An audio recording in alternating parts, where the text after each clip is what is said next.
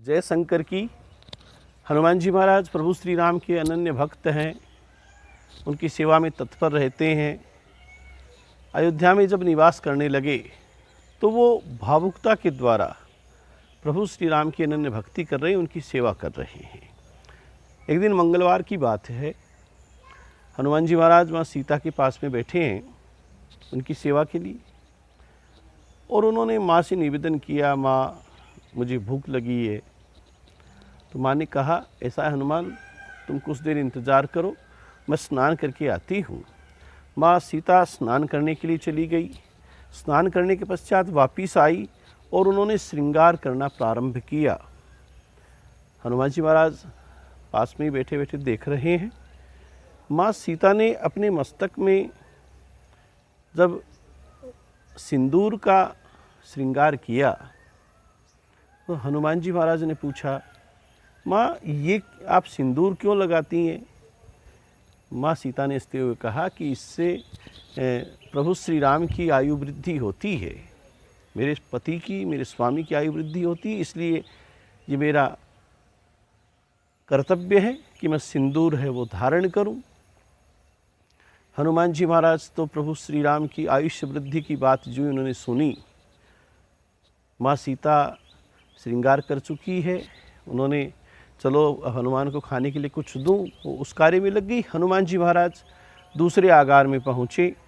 पूरे अपने शरीर पर उन्होंने पहले तेल लगाया, आपद मस्तक नीचे से लेकर ऊपर तक, और उस तेल के ऊपर उन्होंने सिंदूर का लेपन कर लिया पूरे शरीर पर, और फिर राजसभा में पहुँचे।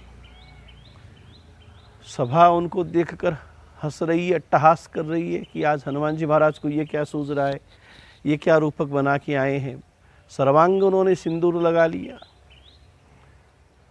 प्रभु राम राघवेंद्र सरकार जो हैं, उन्होंने मुस्कुराते हुए हनुमान से पूछा, हनुमान ये क्या रूप बनाया है? हनुमान जी महाराज ने बड़ी भावुकता के साथ में, प्रभु इससे आपकी आयुष्य वृद्धि होगी। जब माँ सीता इतना सा सिंदूर लगाकर अपनी मांग भरती है और उससे आपकी आयु वृद्धि होती है, तो प्रभु मैं तो ये चाहूँगा कि मैं तो अपने सर्वांग पर ही सिंदूर लगा लूँ, उससे अत्यधिक आयु वृद्धि होगी। प्रभु श्री राम ने हंसते हुए कहा, हनुमान तुम मेरे अनन्य भक्त हो, मेरे प्रति तुम्हारा कितना बड़ा समर्पण है।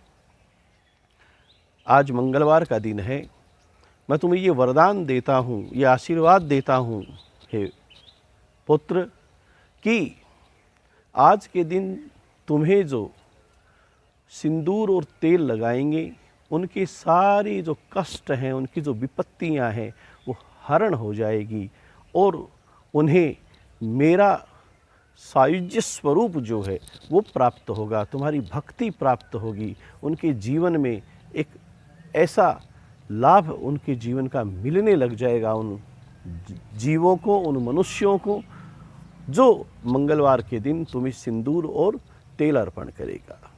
तो इस तरीके से हनुमान जी महाराज भगवान के बड़े भावुक भक्तों में हैं।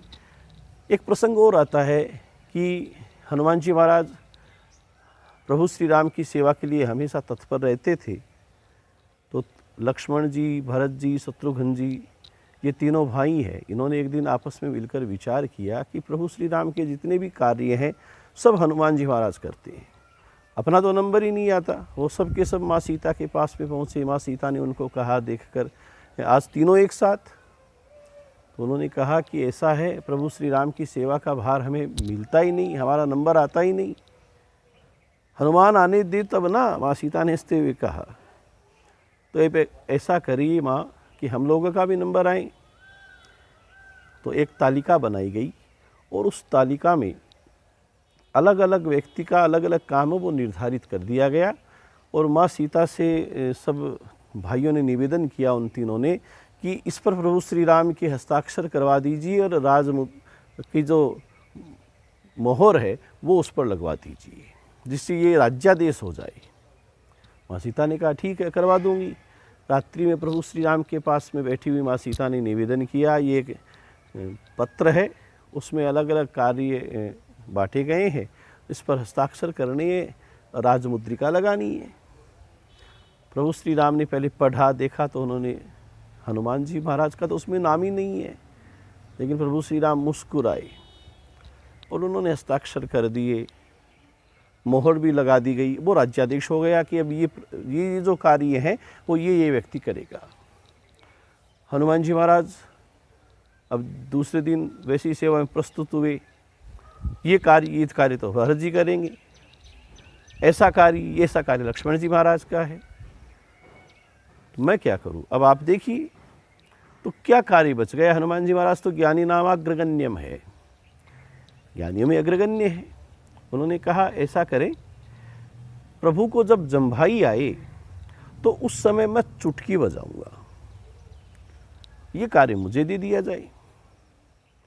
ठीक है। अब देखिए जम्हाई कभी भी आ सकती है। प्रभु श्री राम भोजन के लिए बैठते हैं, हनुमान जी महाराज सामने बैठ गए कि कब प्रभु को जमाई आ जाए और मैं चुटकी बजाऊं। राज्य कार्य के लिए गए हैं, हनुमान जी महाराज पीछे हैं। क्यों मेरा कार्य है, प्रभु को जमाई नहीं आ जाए, चुटकी बजानी है। रात्रि में सेनागार में गए, माँ सीता ने कहा अब तो चले जाओ हनुमान। तो हनुमान जी महाराज सामने एक अट्टालिका पर जाकर के बैठ गए, वानर प्रकृति है, और उन्होंने चुटकी बजाना प्रारंभ कर दिया।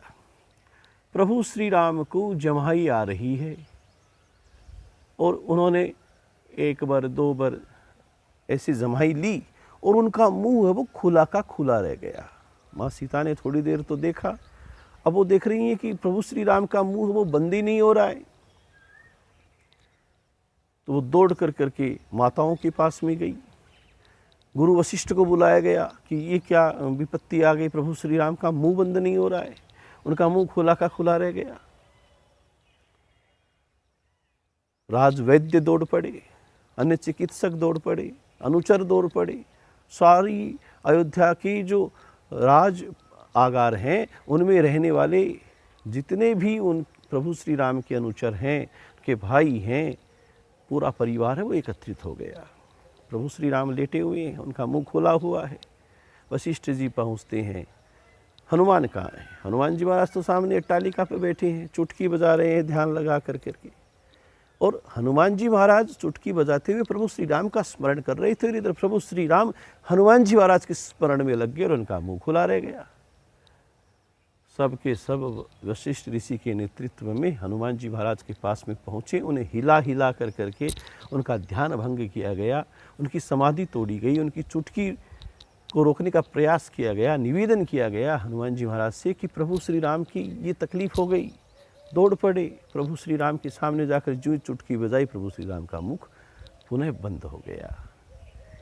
पूर्ववत एकदम साधारण अवस्था में जिस तरह से थे वैसे ही वापिस आ गए। सब के सब नतमस्तक हो गए कि हमें ऐसा कोई भी कार्य नहीं है, ऐसे कोई अलग अलग विभाजन नहीं होगा, हनुमान जी महाराज जो चाहें वो कार्य कर सकते हैं। तो इस तरीके से हनुमान जी महाराज ने प्रभु श्री राम की अनन्य भक्ति और उनकी सेवा शरणागति है वो प्राप्त की है। वो उनके प्रति कितने अनुरक्त हैं कि आज अपना बचपन से लेकर करके और अब उनका राज्याभिषेक हो गया, वो राज्य का सुख भोग रहे हैं, तब तक अहरनिश प्रभु श्री राम के प्रति उनका समर्पण, उनकी सेवा भक्ति और उनके अनुचर के रूप में, उनके एक दास के रूप में, उनके भक्त के रूप में वो अपना सब कुछ करना चाहते हैं।